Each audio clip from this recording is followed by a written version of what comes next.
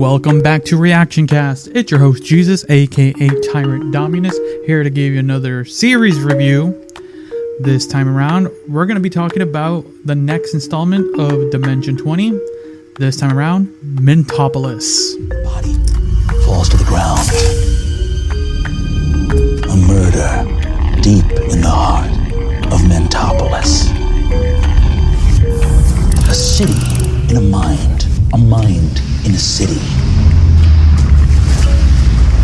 The lights are all on and bodies hustle to and fro. Feels like high time we talked about the direction this fair city's headed in. So we're getting this fun, like dark, noir. What's the best way I can explain Mentopolis? I would beg to to gauge that the best way I can explain Mentopolis, the concept would be, let's see here, Osmosis Jones, Norified, and in the brain. That's the best way I can explain it. It is a fun, gangsterous, definitely noir. It's so wonderful. But you know what makes the show great as far as D20 is the casting, the characters, and our DM. So once again, returning to this side quest is our game master, Brennan Lee Mulligan. It's back to back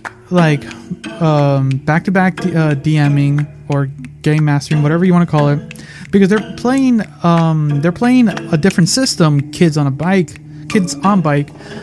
We've seen this before. It was used similarly on, oh my god, what was that series? Oh my god, it was the Harry Potter one. Oh my, this is gonna bug me. It'll come to me. But yeah, that was one of my favorite series. But it was interesting because the Kids on Bikes method is different. It's interesting. Dice can explode and things like that. So it's a little bit a different game mechanic, but it's still fun to see how the dice tell the story. But continuing on with the cast, we have returning cast member Siobhan Thompson playing Mentopolis. Yes, having Siobhan here is always fun. Playing this very femme fatale kind of character, high value, really fun. I think this is one of her much more just fun, goofy characters. It was fun to see her, Siobhan, play in Molda. And then some fun returning people that I'm glad to see back on the table is Mike Trapp, playing Detective Hunch Curio.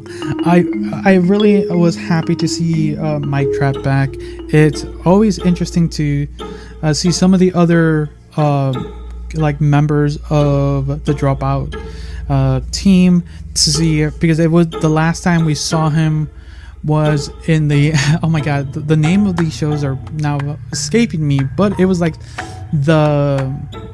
was it the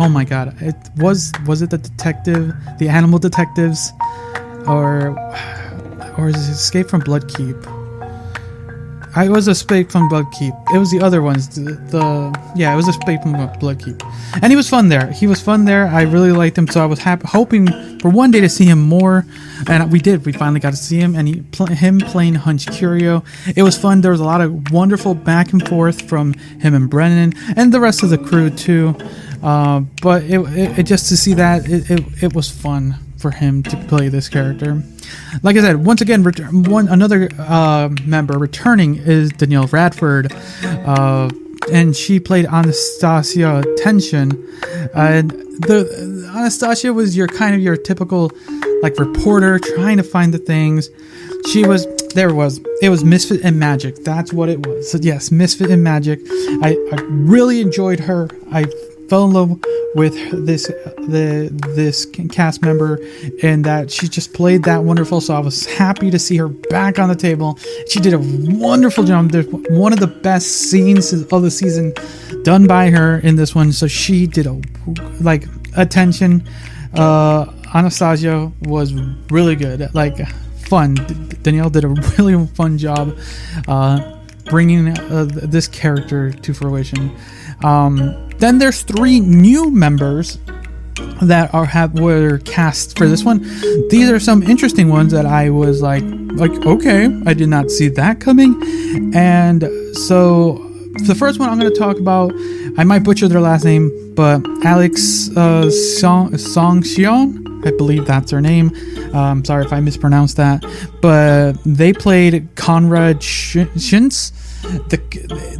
This is the young riffraff, the only like kid character of the cast, and I really like what Alex did with it. Had the kind of the glue to the party, and it was just fun to see a lot of moments from Conrad and the rest of the cast, but also with a lot of the NPCs. It was just fun. It was fun to see. You got this one had a lot of gags, and I really like this. The next one I was also surprised to see, but I was happy surprise was Freddie Wong. I know Freddie Wong from Dungeons and Daddies, so seeing him here as Daniel Fuchs was okay. This is Reddy's wheelhouse. I was so happy. He brought the energy, he brought that same just oomph, and him playing Daniel Fuchs the way he did, definitely Freddie and Alex back and forth were some of the best, I would say, from what I like to see from new cast members that I haven't seen. So getting a flavor of them, like I said, I do know Freddie Wong from the Dungeons and Daddies, so I had an idea, but seeing a little bit more from some of the other members, so I could get, because you can pull some more like stuff, because like I said, I've seen Siobhan, I've seen Mike, I've seen Danielle, so seeing and I've heard Freddie, so getting a little bit more from like Alex. And our next member of Hank Green playing the Fix. Now I sort of know Hank just from YouTuber fame. I know he has done a lot more recently, and there's a lot of things that have recently popped up, but it was really interesting to see Hank Green on Dimension 20, and I really liked his character, the Fix, and just to see him play this like very like bodyguard-esque, like menacing figure, and just seeing how he played him out, it was so good. Like this is the cast, these 7 people to fill out Mentopolis and so on. The story is pretty simple. There is a murder, and our detective Hunch Curio, played by Mike Trapp, is asked by Imelda Pulse, played by Siobhan Thompson, to kind of figure out what is happening and everything the like, as the deep city is reveled in this thing. You have to remember there's an additional character, the person they are, who these concepts of the person they are, of the big guy. Oh my god, what's the name of? Oh my god, what is the name of the big guy? That we've heard it so many times, and it's now like bugging me. What is the name of the big guy?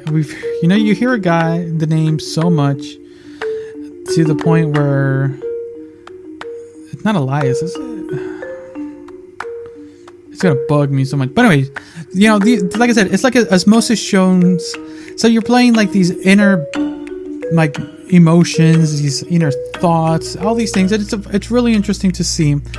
I think this 6-episode series, once again, it's a side quest, so you're getting a small taste of the things, and I think that's fine. It worked, because when it comes to me reviewing Dimension 20 series, it's the way I like engage with it is I watch it, and then I take the moment to re-listen to it as an audio, because definitely this season, though there was no battle maps, the board itself looked amazing. The dome looked fantastic, and even though like I mentioned, there was no battle maps, the board had some fun little neat nicks and crannies, fun tricks here and there. It was fun, and it had a purpose, and I really like that. The thing is, for me, I think this season, for being a really fun cast, it wasn't as what's the best way to put it? Pulling. Like, I don't know if there would be, like, there's a lot of seasons of Dimension 20 series that I go back and rewatch. This one, I don't know if there was things where I would rewatch, like I want to rewatch it again. I didn't feel any episodes that are like, I gotta rewatch that episode again. There were moments, definitely. This season had moments, because there are some fun, like I said, this had some of the best, like, fun gags, some of the fun interactions, some fun roles, but nothing to really just like pull me to its, like, rewatch the entire thing as a whole, or even just watching an episode here and there. Not to say that's a bad thing, because sometimes you want a tight like one, like, series thing, like one and done, good, you watched it, you enjoyed it. But when the thing I enjoy about at least Dimension 20 series is just getting the ability to have some rewatchability, but maybe because it is one of these whodunit kind of sense, it's a bit different. I'll say that. I will say that. So if someone's mentioning, like, but once you know who the bad guy is, you'll it all makes sense. True. But I think even when I rewatch, oh my god, that's gonna bug me that I can't remember the animal detective one. Oh god, it's gonna destroy me later. It's gonna destroy me. But it's like, it was fun. Like I said, the cast is great. The story is wonderful. It's conceptually, it's interesting. Like, maybe that's why. Maybe it's not for everyone. This one definitely has a lot of conceptual moments, and it's like, ooh, I never thought of that. Like, because like I said, they're playing these characters that are the thoughts, these emotions, these concepts of the brain, and it's affecting the big guy in real time. And I think that can, in some sense, lose someone, even though they do a good job explaining some of these, like, things when, like, Brennan explains some of the things, like some of the dome for sure. The dome for sure played a huge moment in some of these fun scenes that were played out.